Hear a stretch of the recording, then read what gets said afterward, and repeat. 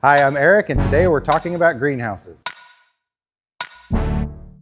So every morning when we come in, we first start by checking the temperatures in the houses to make sure everything is working properly.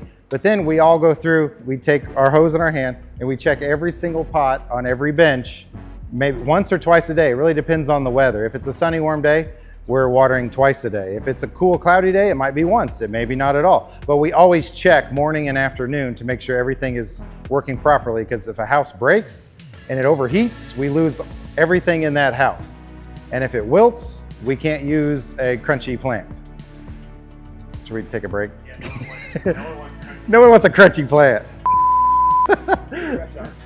Okay, so how we choose things to grow in the greenhouse is really based on what season it is and the plan for the bed. So I am also the designer of all the seasonal annual beds. So I think about things like, what colors do I want? What designs do I want? And what plants would best fit that bed? Having tall, medium, small things that kind of drape over things. It's kind of just the whole package. So many months before the season even starts, we make a list and we have to order those seeds. Think of us always as like a season or two ahead of where we are outside. So in the spring, we're growing summer stuff. In the summer, we're growing fall stuff. In the fall, we're growing winter stuff. And so we grow that. And then when it's time to plant it out, we come down here as a group and we load up golf carts and we take them out to the beds and lay them out and plant them. And then they grow out there all summer. We start a lot of our plants from seeds. And this is a tray that's going to be used for our butterfly festival. So we have to plan out a few months in advance to allow the plants to have time to grow, to have a full plant by the butterfly festival. So we have a vacuum seeder that will help us sow 50 cells at once to save a lot of time. Sometimes they're 100, sometimes they're 50, just depends on the type of plant.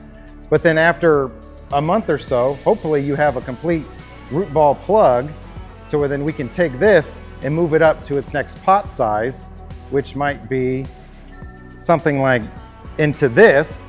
And then when it's too big for this, it might go into its final container that we'll use to display it. So if you had a greenhouse in your backyard and you wanted to do this sort of thing, my biggest tip to you is to make sure that you're venting it and it's staying the proper temperature. Make sure it's in the proper sunlight that the plant needs. Make sure you're watering it appropriately, and make sure you keep the bad greenhouse pests off, because you are going to get swarmed with aphids very soon in a greenhouse at home with no air movement, plants that are crammed together, dead or rotting foliage, or just perfect habitats for the bugs you don't want on your plants. So that's just a little bit about greenhouses. If you have any questions, feel free to reach out.